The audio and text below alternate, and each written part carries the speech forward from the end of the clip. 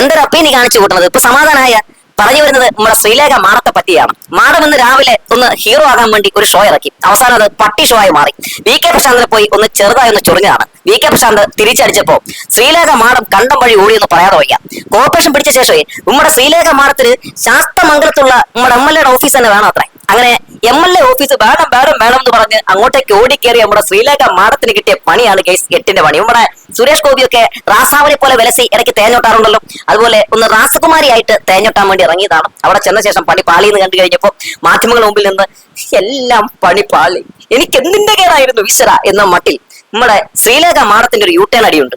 എന്റെ അനിയനാണ്, ഞാനും ഇവനും തമ്മിൽ ഒരു പ്രശ്നവുമില്ല എന്നൊക്കെ പറഞ്ഞ് ശ്രീലേഖ മാഡം പറയുന്ന ഈ ഡയലോഗ് ഒന്ന് കേട്ടു വെച്ചോ, ആരും ചിരിക്കരുത്.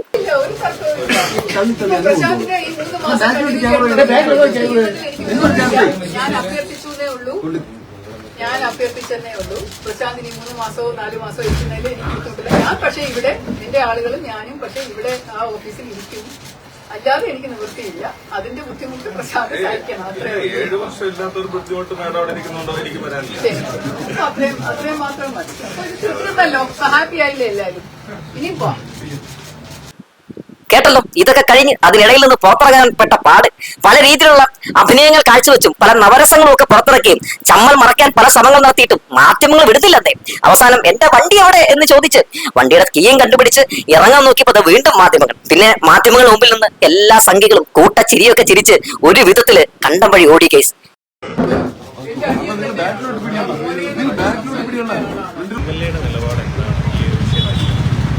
ഇവിടെ നിങ്ങൾ MLA ഓഫീസ് കണ്ടിട്ടുണ്ടാവും. അപ്പോൾ കഴിഞ്ഞ 7 വർഷമായിട്ട് ഇവിടെയാണ് പ്രവർത്തിക്കുന്നത്. ഇവിടെ തന്നെയാണ് കൗൺസിലർമാരുടെ ഓഫീസുള്ളത്. ഈ കൗൺസിലറുടെ ഓഫീസ് നേരത്തെ LDFന്റെ കൗൺസിലറായിരുന്ന ശ്രീമതി ബിന്ദു 5 വർഷം ഉപയോഗിച്ചതാണ്. അത് കഴിഞ്ഞ് BJPയുടെ തന്നെ കൗൺസിലർ ശ്രീ മധുസൂദനൻ നായർ, അദ്ദേഹം ഉപയോഗിച്ചതാണ്. അദ്ദേഹത്തിന്റെ തന്നെ ഒരു ലേഡി സ്റ്റാഫ് ഇവിടെ വാർഡ് കമ്മിറ്റി ഓഫീസ് സെക്രട്ടറി ആയിട്ട് ഇവിടെ ഉണ്ടായിരുന്നു. ആ സമയത്തെല്ലാം ഇത് സുഗമമായി നടക്കുകയാണ്. അപ്പൊ ഇപ്പൊ മാത്രം എന്താണ് ഇത് ഒഴിഞ്ഞു കൊടുക്കണമെന്ന് പറയുന്നതിന്റെ ഒരു സാങ്കത്യം? അപ്പൊ ഇവിടെ നൂറുകണക്കിന് ആളുകൾ ദിനം പ്രതി വന്നു പോകുന്ന, ജനങ്ങൾക്ക് വരാനും പോകാനും പറ്റിയ സൗകര്യമുള്ള ഒരു സ്ഥലമാണ്. ഇവിടെ ഒരു കൌൺസിലർ ഓഫീസ് പ്രവർത്തിക്കാനുള്ള എല്ലാ സാഹചര്യവും ഇവിടെ ഒരുക്കിയിട്ടുണ്ട്. 2 ഗേറ്റുകളുണ്ട്, എല്ലാ സംവിധാനവും ഉണ്ട്. ഇവിടെ ഒരു കൌൺസിലറായി ജയിച്ച ഒരാള് എനിക്ക് ഈ സൗകര്യം പോരാ എന്ന് പറഞ്ഞ് MLA മാറാൻ പറഞ്ഞാൽ അത് മര്യാദകേടല്ലേ, ശുദ്ധ മര്യാദകേടല്ലേ അവർ കാണിക്കുന്നത്. അപ്പൊ അത് അങ്ങനെ ഒരു തിട്ടൂരം അനുവദിച്ചു കൊടുക്കാൻ ഞങ്ങൾ തയ്യാറല്ല. ഇനി നിയമപരമായിട്ടുള്ള എല്ലാ പോരാട്ടവും ഞങ്ങൾ നടത്തും.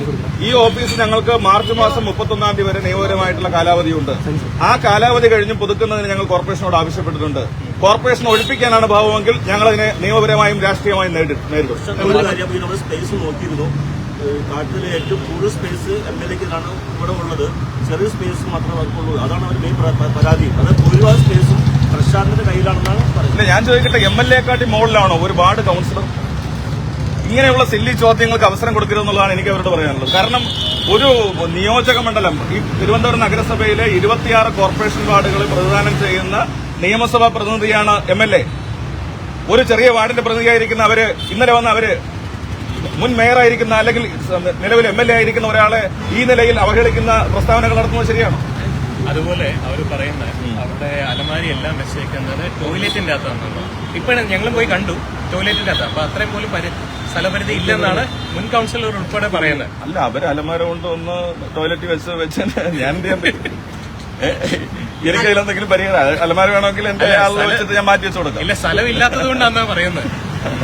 അല്ല, എനിക്ക് അതിന് മറുപടിയില്ല. കാരണം അത് അവരുടെ ഓഫീസ് നേരത്തെ ഉപയോഗിച്ചിരുന്നവര് അതിന്റെ ഒന്നും ആവശ്യമില്ലാത്തതുകൊണ്ട് അങ്ങോട്ട് കയറ്റി വെച്ചതായിരിക്കാം. അല്ലാതെ എന്തായാലും മറുപടി പറയാൻ പറ്റി കഴിയും. ഇപ്പൊ നേരത്തെ ഇരുന്ന കൌൺസിലർ 1-2 മണിക്കൂറായിരിക്കും അദ്ദേഹം അവിടെ ഉപയോഗിക്കുക. പിന്നെ അദ്ദേഹം പൂർണ്ണമായിട്ടും കോർപ്പറേഷനുമായി ബന്ധപ്പെട്ടാണ് നിൽക്കുക. അതിനപ്പുറത്തേക്കുള്ള എന്ത് ജോലിയാണ് ഒരു വാർഡ് കൌൺസിലറായിരിക്കുന്ന ആൾക്ക് ഈ മേയറാവാത്തതിന്റെ നിരാശ ഈ നിലയിലൊക്കെ കാണിക്കേണ്ട കാര്യമുണ്ടോ? BJP അറിഞ്ഞിട്ടില്ല എന്നാണ് അങ്ങനെ ആവശ്യപ്പെട്ടിട്ടില്ല, സൗകര്യം പോലെ മാറിത്തന്നാൽ മതിയെന്നാണ്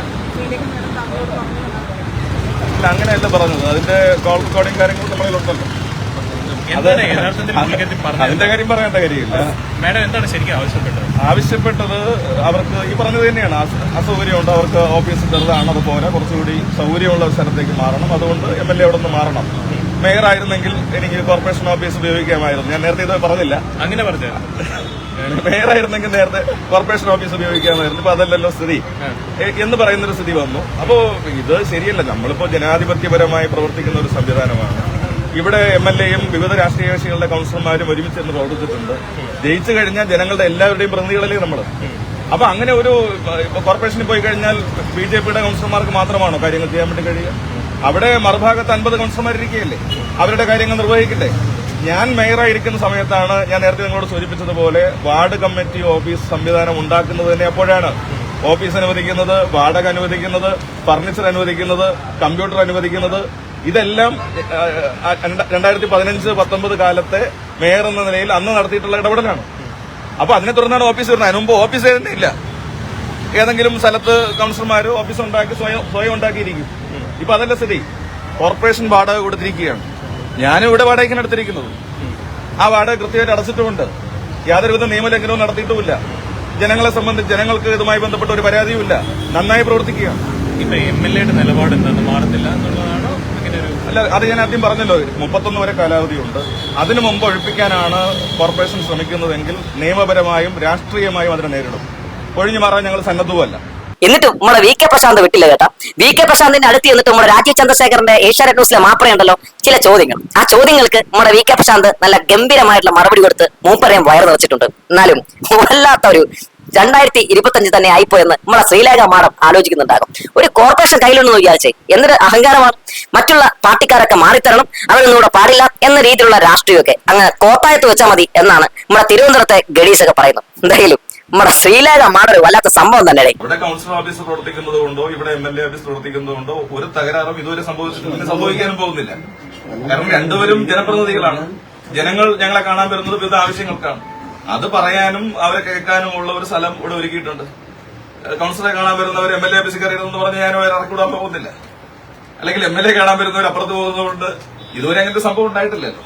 ശ്രീലേഖ പറയുന്നൊരു കാര്യം, താങ്കൾക്ക് അത് കൌൺസിലർ അത് നിയമപരമായിട്ട് കൈമാറിയിട്ടുണ്ടോ എന്ന് അത് രേഖകൾ പരിശോധിച്ചാൽ മാത്രമേ മനസ്സിലാവുകയുള്ളൂ. അതായത് നിയമപരമായി കൈമാറുന്ന നേരത്തെ സംശയം കൂടി ഉണ്ടെന്നാണ് പറയുന്നത്. ഈ സാധ്യതയില്ല എന്ന് കൂടി അല്ല, അത് നമുക്ക് കോർപ്പറേഷൻ ഭരണസമിതിയുടെ ആളാണല്ലോ, സ്വാഭാവികമായിട്ടും അതവിടെ പരിശോധിച്ചാൽ മനസ്സിലാവും. ഞങ്ങൾക്ക് കൃത്യമായി കൌൺസിൽ ഡിസിഷൻ ഉണ്ട്. അത് പ്രകാരം വാടക നിശ്ചയിച്ചിരുന്നത് കോർപ്പറേഷനാണ്. ആ വാടക നമ്മൾ അടച്ചിട്ടുമുണ്ട്. അപ്പോൾ അതിനെ സംബന്ധിച്ച് വ്യക്തത കുറവില്ല. ഏതെങ്കിലും കോർപ്പറേഷന്റെ ഓഫീസിൽ 7 വർഷക്കാലമായിട്ട് ഈ പറയുന്ന രേഖകളൊന്നും ഇല്ലാതെ ഒരാൾക്ക് ഇരിക്കാൻ പറ്റും? അങ്ങനെയാണെങ്കിൽ അത് പരിശോധിക്കേണ്ടത് തന്നെയാണ്. മാത്രമല്ല ഒരു സഹോദര സ്ഥാനത്താണ് സംസാരിച്ചത്. പിന്നീട് പ്രശാന്താണ് പിന്നീട് വളരെ പരുഷമായ വാക്കുകൾ സംസാരിച്ചത്. പ്രശാന്ത് റെക്കോർഡിംഗ് വോയിസുകൾ പുറത്തുവിടട്ടെ എന്നും ശ്രീലേഖ പറയുന്നുണ്ട്. അല്ല, നമ്മളിപ്പോ നേരിട്ട് സംസാരിച്ച ആ വിഷയം പറഞ്ഞല്ലോ. ശ്രീലേഖ അവർ ചേച്ചി എന്ന നിലയ്ക്ക് ഞാനും ചേച്ചി തന്നെ അഭിസംബോധന ചെയ്തു. അപ്പൊ ഞാനും വളരെ സ്നേഹത്തോടു കൂടി കൌൺസിലർ MLA വിളിച്ചിരിക്കുന്നു. വളരെ സന്തോഷം, എന്തുണ്ട് വിശേഷം എന്നൊക്കെ ചോദിച്ച്. പക്ഷെ വിഷയം ഒഴിയണമെന്നുള്ള രീതിയിലേക്ക് മാറുമ്പോ എന്തു പറയണം? ഒരു യാചനയുടെ സ്വഭാവമായിരുന്നു. അതാണ് ഞാൻ ചോദിച്ചത്. ഇപ്പൊ യാചന സ്വീകരിച്ചുകൊണ്ട് നാളെ തന്നെ ഞാൻ പെട്ടി പ്രമാണം എടുത്തുകൊണ്ട് ഇവിടെ പോണോ എന്നുള്ളതാണ് എന്റെ ചോദ്യം. മറ്റൊന്ന്, താങ്കൾ MLA ആണ്, താങ്കൾക്ക് ഈ മണ്ഡലത്തിൽ എവിടെയും സ്പേസ് കിട്ടും. പക്ഷെ കൌൺസിലർക്ക് ഇവരുടെ വാർഡിൽ മാത്രമേ സ്പേസ് ഉണ്ടാവുകയുള്ളൂ. അതുകൊണ്ട് ആ ഒരു ആവശ്യം കൂടി പറയുന്നത്, ആ ന്യായം കൂടി പറയുന്നുണ്ട്. അല്ല, ഞാൻ ചോദിക്കട്ടെ. ഇപ്പോ ഞാൻ അതാണ് നിങ്ങളോട് സൂചിപ്പിച്ചത്. കഴിഞ്ഞ 10 വർഷവും കൌൺസിലർമാർക്കില്ലാത്ത പ്രയാസം ഇപ്പോ എങ്ങനെ വരുന്നു? അവിടെ കൌൺസിലർ ഓഫീസും ഇവിടെ MLA ഓഫീസും പ്രവർത്തിക്കുന്നത് കൊണ്ട് വിവിധ രാഷ്ട്രീയ കക്ഷികളുടെ ആളുകൾ ഇരുന്നിട്ട് പോലും ഒരു പ്രയാസവും ഇതുവരെ ഉണ്ടായിട്ടില്ല. അപ്പൊ അങ്ങനെ ഒരു ചോദ്യത്തിന് തന്നെ സാങ്കത്യമില്ല. ഇനി കാലാവധി കഴിഞ്ഞിട്ട് നമുക്ക് ആലോചിക്കാം. അപ്പൊ നമ്മളെ സംബന്ധിച്ച് നഗരത്തിന് ഈ വട്ടിയൂർക്കാവ് നിയമസഭാ നിയോജക മണ്ഡലത്തിന്റെ ഒരു പ്രധാന കേന്ദ്രമാണിത്. ആ പ്രധാന കേന്ദ്രത്തിൽ ഓഫീസ് എടുക്കണമെന്നുള്ളത് കൊണ്ടാണ് ശാസ്ത്രമംഗലത്തെടുത്തത്. കാരണം നമ്മുടെ 26 വാർഡുകളിലെയും ആളുകൾക്ക് വരാനുള്ള ഗതാഗത സൗകര്യം, വാഹനങ്ങൾ പാർക്ക് ചെയ്യാനുള്ള സൗകര്യം, ഇതെല്ലാം നോക്കിയിട്ടാണല്ലോ ഓഫീസ് എടുക്കേണ്ടത്. അതേപോലെയാണ് ഒരു കോർപ്പറേഷൻ കൌൺസിലർക്കുള്ള കാര്യങ്ങൾ വരുന്നത്. താങ്കൾ നിലവിൽ മെയ് 10 വരെയും ഇതിന്റെ കാലാവധി നീട്ടണമെന്ന് ആവശ്യപ്പെട്ടാണ് സെക്രട്ടറി കത്ത് നൽകിയിട്ടുണ്ടോ? ഇപ്പോഴത്തെ സാഹചര്യത്തിൽ അത് കിട്ടാൻ സാധ്യതയുണ്ടോ? അതല്ല, അതവർ തീരുമാനിക്കട്ടെ. അത് അങ്ങനെ കൊടുക്കേണ്ടതില്ല എന്നാണ് അവർ നഗരസഭ തീരുമാനിക്കുന്നതെങ്കിൽ തീർച്ചയായിട്ടും അത് ആ സമയത്ത് നമുക്ക് നിയമപരമായിട്ടും ഒക്കെ നോക്കാം. നിലവിൽ എപ്പം വരെയാണ് കാലാവധി ഉള്ളത്? നിലവിൽ മാർച്ച് മാസം 31 വരെ കാലാവധി. അതായത് ഫിനാൻഷ്യൽ ഇയറിലാണ് അതിന്റെ നീട്ടി തന്നിട്ടുള്ളത്. അത് ആ സമയത്ത് വരെയുള്ളൂ. ഫോൺ സംഭാഷണം പുറത്തുവിടണമെന്ന് ശ്രീലേഖ പറഞ്ഞിട്ടുണ്ടായിരുന്നു. അല്ല, ഫോൺ സംഭാഷണത്തിൽ മാഡം പറഞ്ഞതും ഞാൻ പറഞ്ഞതും ഒക്കെ വ്യക്തമാക്കിയിട്ടുണ്ട്. അതില് ഞാൻ പറയാത്ത എന്തെങ്കിലും പറഞ്ഞിട്ടുണ്ടെന്ന് അവർ പറഞ്ഞിട്ടുമില്ല. അപ്പൊ സ്വാഭാവികമായിട്ടും അങ്ങനെ ഒരു പ്രശ്നത്തിന്റെ കാര്യമില്ല. നേരത്തെ പറഞ്ഞല്ലോ, യാതനാസ്വരത്തിലെങ്കിലും ഓഫീസ് ഒഴിയണമെന്ന് ശ്രീലേഖ മാഡം എന്നോട് ആവശ്യപ്പെട്ടു. പറ്റില്ല എന്ന് ഞാനും പറഞ്ഞു. അത് വളരെ ക്ലിയർ ആണ്. ഇപ്പോഴും ഞാനത് തന്നെയാണ് പറയുന്നത്. കോർപ്പറേഷന്റെ നോട്ടീസ് കിട്ടിയാലും ഞാൻ പറയുന്നത് മാർച്ച് മാസം 31 വരെ ഞങ്ങൾ ഒഴിയാൻ തീരുമാനിച്ചിട്ടില്ല. അത് കഴിഞ്ഞ് കോർപ്പറേഷൻ കൌൺസിൽ പുതുക്കേണ്ടതില്ല എന്ന് തീരുമാനിച്ചത് അപ്പൊ നേരിടാം. അവരല്പം പറഞ്ഞത് ഈ മേയറായിരുന്നെങ്കിൽ അങ്ങനെ ഒരു ഓഫീസ് ഉപയോഗിക്കാമായിരുന്നു എന്നുള്ളൊരു വാചകം പറഞ്ഞിട്ടേ ഇല്ല. അതുകൊണ്ടാണ് ഈ ശബ്ദരേഖ പുറത്തുവിടണമെന്ന് അവർ ആവശ്യപ്പെടുന്നത്. അത് അപ്പോൾ നമുക്ക് നോക്കാം. ഇതിനകത്ത് ഞാൻ പറഞ്ഞല്ലോ, ഒരു മുൻ മേയറായിരുന്ന ഒരാളാണ് ഇപ്പൊ MLA ആയിരിക്കുന്നത്. MLAക്ക് സ്വാഭാവികമായിട്ടും പ്രിവിലേജ് ഉണ്ട്. അപ്പൊ ആ ഒരു കൌൺസിലറെ വിളിച്ച് അങ്ങനെ പറയേണ്ട കാര്യമില്ലല്ലോ.